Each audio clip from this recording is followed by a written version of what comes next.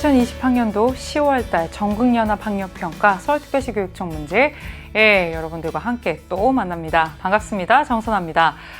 우리 3월달에 원래 치러졌어야 됐던 서울특별시 교육청 문제를 시작으로 해서 경기도 교육청 그리고 6월달에 있었던 한국교육과정평가원의 대수능 모의평가 7월달 인천 그리고 9월달에 있었던 역시 평가원 대수능 모의평가 그리고 10월 서울특별시 교육청까지 지금 총 6번에 걸친 모든 올해의 모의평가와 학평을 함께 여러분들과 같이 풀이해 나가고 있는데요.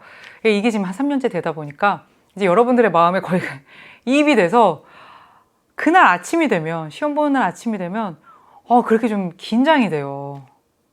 촬영하기 전에 교직 생활할 땐 사실 그렇진 않았거든. 근데 촬영하는 날은 어떤 문제가 나올지 나도 너무 궁금하고 그리고 빨리 풀어야 되고 빨리 분석해야 되고 그리고 올해 난도가 어떤지도 봐야 되고 또 아침에 국어부터 신경이 쓰여요. 시험이 어려우면 어떨까? 쉬우면 어떨까? 근데 선생님이 오늘 1교시 시감하면서 느낀 건 내가 체감한 건 국어가 조금 힘들었나 봐. 정말 딱 종칠 때까지 선생님 학교 친구들이 되게 열심히 하는 친구들이거든. 아무도 안 자고 진짜 늘 그렇지만 정말 떨면서 마지막까지 막 마킹을 하면서 딱 종치니까 손을 올리는데 딱 답안지 다 거둔 다음에 하더라고. 그 짧은 하는 탄식 속에 나는 순간 되게 울컥했다. 되게 우리 친구도 오랜만에 만난 거였거든. 원격 수업 기간이어서 3학년 친구들이 되게 보고 싶기도 했고 또 오랜만에 만났는데 시감으로 딱 만났는데 1교시가 만만치 않았는지 막 땀도 흘리면서 마스크 쓰면서 막 안경에 김이 서려서 하면서 와 하더라고. 순간 확 울컥하더라고. 내가 해줄 수 있는 말이 뭐가 있겠어요. 그날 하루를 잘 감당해 주기를 바라는 거지. 그래서 진짜 화이팅. 우리 마지막에 얘들아 한국사 우리 사탐까지 다 버텨야 된다 막 이러고 나왔어요. 그리고 이제 한국사 문제랑 동아시아사 문제를 쭉 보면서 오늘 많은 사탐 선생님들이 나한테 동사 어때? 세사 어때? 한국사 어때? 야, 이 과목은 좀 어려웠어. 사탐 얘는 좀 어려웠어. 이런 얘기 참 많이 하셨어요. 근데 동아시아사 푸는 친구들의 오늘 모든 피드백을 다 받지 않았지만 선생님이 이 늦은 밤 여기로 오면서 보온 피드백들 그 다음에 선생님한테 직접 메시지를 준 친구들은 이미 9월 모평 때 그리고 10월 이 학평에서 크게 난도 차이가 난다거나 아니면 6월 모평 때 받았던 그런 약간 느닷없다라고 하는 그런 느낌 이런 것들은 조금 덜했던 것 같아. 허나 다 같이 입을 모아 한 얘기는 만만한 건 하나도 없더라고요. 이렇게 얘기했어요. 여러분들은 어땠어요? 오늘 여러 선생님들과 또 학생들과 그리고 수험생뿐만 아니라 또 현장에 계신 고3 동사를 가르치는 여러 선생님들과 얘기를 하면서 내린 이 10월 학평의 결론입니다.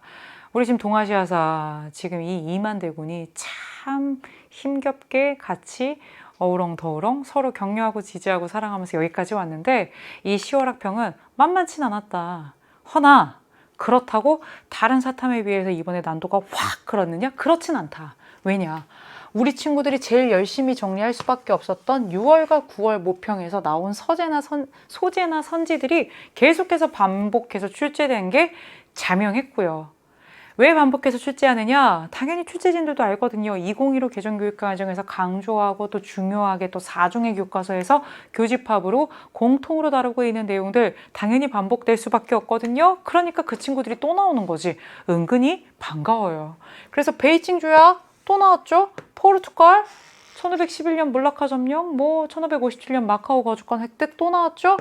샌프란시스코 강화 조약 9월 모평 때 많은 친구들 틀렸는데 10월에 또 나왔는데 또 틀리고 있으면 안 된다라는 거죠. 흉노는 말할 것도 없죠. 인구이동 동진도 말할 것도 없죠. 옌프의 천연론 지난달에 나와서 9월 모평 때 많은 친구들 틀렸는데요. 이번에 또 선지로 출제됐었죠. 일본의 태양형 도입 연도 역시 고평에도 나왔는데 또 나왔죠. 이런 것들이 많이 나왔어요. 그리고 실제로 10월 학평은요. 평가원 게 아니기 때문에 연계 70%를 반드시 지켜라 마라. 이렇게 딱 제한을 두진 않지만 실제로 수능 특강과 수능 완성 연계 교재의 자료 플러스나 제시문, 문제에 나왔던 자료나 이런 것들이 굉장히 많이 사용된 문제가 많았어요. 충실하게 사실은 그런 것들을 분석을 했다라는 내용인 거고요. 특히 2015 개정교육과정에서 새롭게 들어가거나 강조한 것들은 다 나왔어요. 서울특별시 교육청이 처음에 시작과 끝에 문을 닫아요. 그렇기 때문에 교육과정에 대해서 굉장히 꼼꼼하게 분석하고 들어간단 말이에요. 그래서 3월에도 도호부라는 게 나왔었는데 이번에 선지로 출제됐죠. 30구경. 이 지난 교육과정에서 그렇게까지 강조하지 않았는데 진시황제의 그 진나라 얘기할 때 나오거든요. 이런 거 계속 선지로 쓰이고 있고요. 화봉공주는 벌써 단독으로 여러 차례 출제됐었죠. 인물사에서도 교류를 강조하면서 아담샬, 마테오 리치 그동안 나오고 있는데 아담샬 출제됐습니다.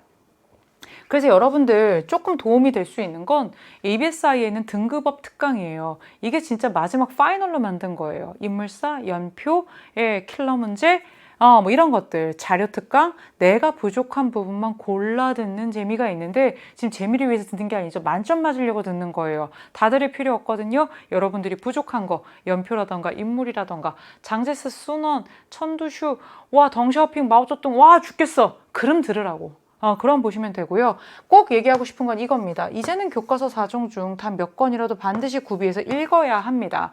수능 출제하는 분들은 수특, 수완, 올해 문제, 교육청 거, 모평, 평가원 거뿐만 아니라 사설 것까지 다 분석하고 다 봅니다만 실제로 출제할 때 근거가 되는 건 교과서와 연계교재입니다.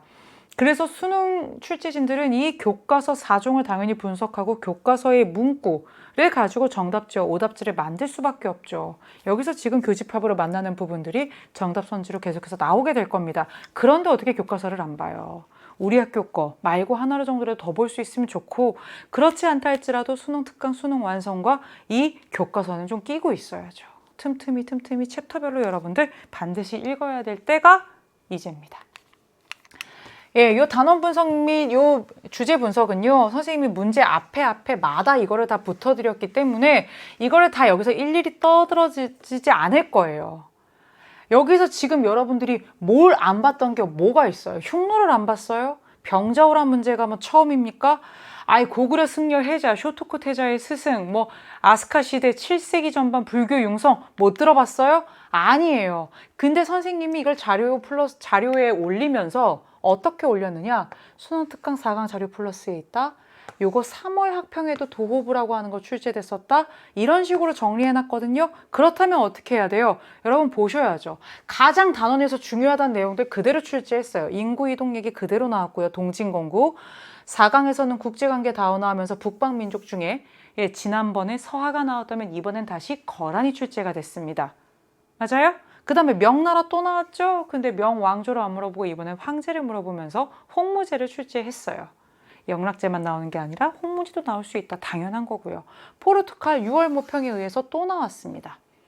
이 포르투갈과 관련해서 에도 막부가 나가사키 데지마를 원래 포르투갈 상인들과 관련해서 설치하고 만들고 조성했는데 결국에는 포르투갈 상인들 내양이 금지된 이후에 여기에 네덜란드 상관을 이전하여 설치하고 네덜란드하고만 교육했다. 이 부분이 수특이란 교과서에 자세하게 나오는데 그거를 가지고 다시 한번 포르투갈 문제를 6월 모평에도 나왔던 포르투갈 또 한 번 나왔습니다. 청일전쟁, 러일전쟁도 늘 나오는 가장 대표적인 핵심 주제가 되겠고요. 다이카 계신 역시 다요 율령과 함께 일본사에서 자주 나오는 내용인데 다이카 계신 같은 경우에는 이번에 정답 선지를 조금 어렵게 갔거든요. 이거는 구체적으로 문제에서 좀 다뤄드리도록 하겠습니다. 샌프란시스코 강화조약 역시 출제 또 됐고요. 9월 모평에 나왔던 거 또 나왔습니다. 북벌 역시 수능에 나왔던 거 그대로 출제가 됐습니다. 이렇듯 이번 10월 학평의 특징은요. 정말 기본에 충실한 문제들 많이 냈어요. 하지만 만만하게 내지 않았어요. 베이징 조약 문제도 그랬고요.